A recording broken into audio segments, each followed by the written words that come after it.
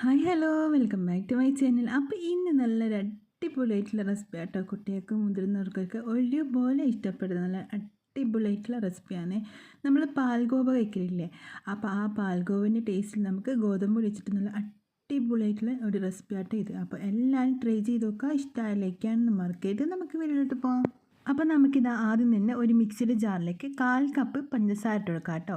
നമ്മൾ ഗോതമ്പ് ഇതിലേക്ക് 3/4 കപ്പാണ് എടുക്കുന്നത്. അപ്പോൾ അതേ കപ്പിൽ തന്നെ 1/4 കപ്പ് പഞ്ചസാരയും അതിലേക്ക് ഒരു ഏലക്കായും കൂടി ഇട്ട് കൊടുത്തിട്ട് ഇതുപോലെ നന്നായിട്ട് പൊടിച്ചിട്ട് ഒരു സൈഡിലേക്ക് മാറ്റി വെച്ചിട്ടുണ്ട്.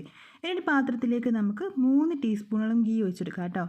ഇനി ഈ ഗീ ഒന്ന് ചൂടായിട്ട് തുടങ്ങിക്കഴിഞ്ഞാൽ നമുക്കിതിലേക്ക് 3/4 കപ്പ് ഗോതമ്പ് പൊടിയും കൂടി ഇതിലേക്ക് ഇട്ട് കൊടുത്തിട്ട് നന്നായിട്ട് മിക്സ് ആക്കിയെടുക്കുക. കൈ എടുക്കാതെ നന്നായിട്ട് മിക്സ് ആക്കിയിട്ട് എടുക്കുക.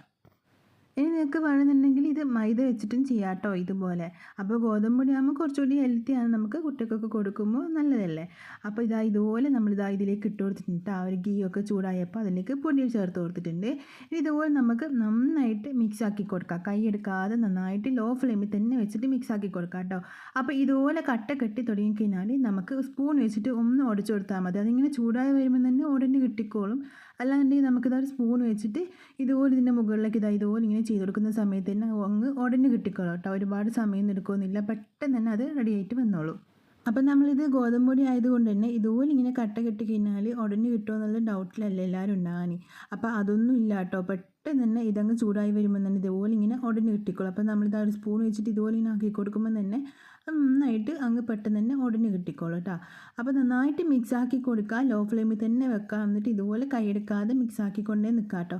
അപ്പോൾ ഇതിൻ്റെ സ്മെല്ലൊക്കെ മാറി നല്ലൊരു ഗീൻ്റെ സ്മെല്ലൊക്കെ വന്ന് തുടങ്ങുമ്പോൾ നമുക്കിതിലേക്ക് ബാക്കിയുള്ളതൊക്കെ ചേർത്ത് കൊടുക്കാം. അപ്പോൾ ഇപ്പം തന്നെ നന്നായിട്ട് ഇത് വറന്ന് നല്ല സ്മെല്ലൊക്കെ മാറി വന്നിട്ടുണ്ട് കേട്ടോ. പെട്ടെന്ന് 1-2 മിനിറ്റ് മാത്രം മതി കേട്ടോ. ഒരുപാട് സമയമൊന്നും എടുക്കുമെന്നില്ല. ഇപ്പോൾ നന്നായിട്ട് വറന്ന് ആ ഒരു ഗോതമ്പിൻ്റെ പച്ച മണമൊക്കെ മാറിയിട്ട് നല്ല പാൽഗോവയുടെ മണം കേട്ടോ ഇപ്പോൾ ഉള്ളത്.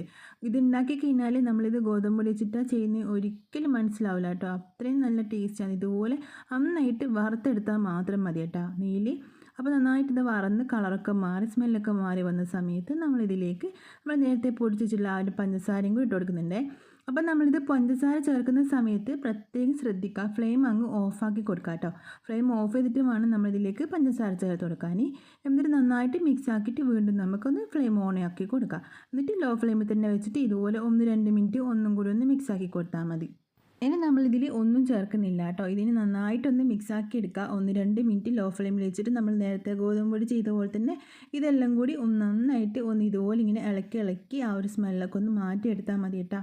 നല്ല സ്മെല്ലായിട്ട് ഈ ഒരു ടൈമിൽ വരാൻ നമ്മൾ പഞ്ചസാരയിൽ ചേർത്ത ആ ഒരു ഏലക്കായുടെ സ്മെല്ലും ഗീയും ഒക്കെ ആയിട്ട് അടിപൊളിയാട്ടോ. അപ്പോൾ നമ്മളിത് നന്നായിട്ട് വറുത്ത് അതിൻ്റെ സ്മെല്ലൊക്കെ മാറി തുടങ്ങിയിട്ടുണ്ട്. ഇനി നമുക്ക് ഫ്ലെയിം അങ്ങ് ഓഫ് ചെയ്ത് കൊടുക്കാം. അപ്പോൾ നമ്മൾ ഫ്ലെയിം ഓഫ് ചെയ്തിട്ട് ഇതിൻ്റെ ചൂട് ആറുന്നതിന് മുമ്പ് തന്നെ നമുക്ക് ഇതിനൊന്ന് വേറൊരു പാത്രത്തിലേക്ക് മാറ്റി കൊടുക്കാം കേട്ടോ.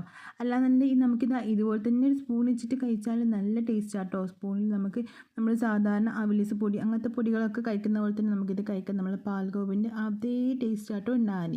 അപ്പോൾ ഞാനിപ്പോൾ ഇതൊന്ന് സെറ്റ് ചെയ്തെടുക്കാൻ വേണ്ടിയിട്ട് ഒരു പാത്രത്തിലേക്ക് കുറച്ച് ഗീ ആക്കി കൊടുക്കുന്നുണ്ട്. പിന്നെ അതിലേക്ക് നമ്മളിതിപ്പോൾ ഉണ്ടാക്കി വെച്ചിട്ടതും കൂടെ അതിൻ്റെ മുകളിലേക്ക് ഇട്ട് കൊടുത്തിട്ട് ഒന്ന് എല്ലാ ഭാഗവും ഒന്ന് ലെവലാക്കിയിട്ട് എടുക്കാം. അപ്പോൾ നിങ്ങൾക്ക് വേണമെന്നുണ്ടെങ്കിൽ നമ്മൾ ഈ ഒരു മിക്സ് ഉണ്ടാക്കിയെടുക്കുന്ന ആ ഒരു സമയത്ത് അതിലേക്ക് അണ്ടിപ്പരിപ്പോ ബദാമോ അല്ലെങ്കിൽ പീനട്ട്സോ ഒക്കെ നമുക്ക് പൊടിച്ചിട്ടിട്ട് കൊടുക്കാം കേട്ടോ. പൊടിച്ചിട്ടോ ക്രഷ് ചെയ്തിട്ടോ നിങ്ങളുടെ ഇഷ്ടത്തിനനുസരിച്ചിട്ട് ചെയ്ത് കൊടുക്കാം. അപ്പോൾ ഞാനിപ്പോൾ അതൊന്നും ആ ഒരു സമയത്ത് ഇട്ടിട്ടില്ല. ഇപ്പോൾ നമ്മളൊരു ഭംഗിക്ക് വേണ്ടിയിട്ട് ഇതിൻ്റെ മുകളിലേക്ക് കുറച്ച് കാഷ്യൂ നട്ട്സ് ഒന്ന് ക്രഷ് ചെയ്തിട്ട് ഇട്ട് കൊടുക്കുന്നുണ്ട്. അപ്പം നമ്മൾ സാധാരണ നമ്മൾ പണ്ടൊക്കെ കഴിക്കുന്ന ആ ഒരു പാൽഗോവയിൽ ഇതൊന്നും ഉണ്ടാവില്ലല്ലോ. അപ്പോൾ അതിൻ്റെ ആ ഒരു കറക്റ്റ് ടേസ്റ്റ് കിട്ടണമെന്നുണ്ടെങ്കിൽ നമ്മൾ ഇങ്ങനെ ചെയ്യുന്ന കേട്ടോ നല്ലത്. നമുക്ക് വേണമെന്നുണ്ടെങ്കിൽ ഇതിൻ്റെ മുകളിലേക്ക് കുറച്ച് ഇതുപോലെ ഇങ്ങനെ ഇട്ട് കൊടുത്താൽ മതി കേട്ടോ. അപ്പം നല്ല ടേസ്റ്റ് ആയിട്ട് നമുക്ക് സിമ്പിളായിട്ട് ഉണ്ടാക്കിയെടുക്കാൻ വേണ്ടി പറ്റുന്നൊരു റെസിപ്പി ആട്ടോ. എന്തായാലും കുട്ടികൾക്കും മുതിർന്നവർക്കൊക്കെ ഒരുപാട് ഇഷ്ടപ്പെടുന്ന ഒരു റെസിപ്പിയും കൂടിയാണ്. അപ്പം നിങ്ങളൊന്ന് ട്രൈ ചെയ്ത് നോക്കുക. ഇഷ്ടമായാലും ലൈക്ക് ചെയ്യാനും സബ്സ്ക്രൈബ് ചെയ്യാനും ഷെയർ ചെയ്യാനും കമൻറ്റ് ചെയ്യാനൊന്നും മറക്കല്ലേ. അപ്പം നമുക്ക് പിന്നെ കാണാം. ബൈ. Thank you.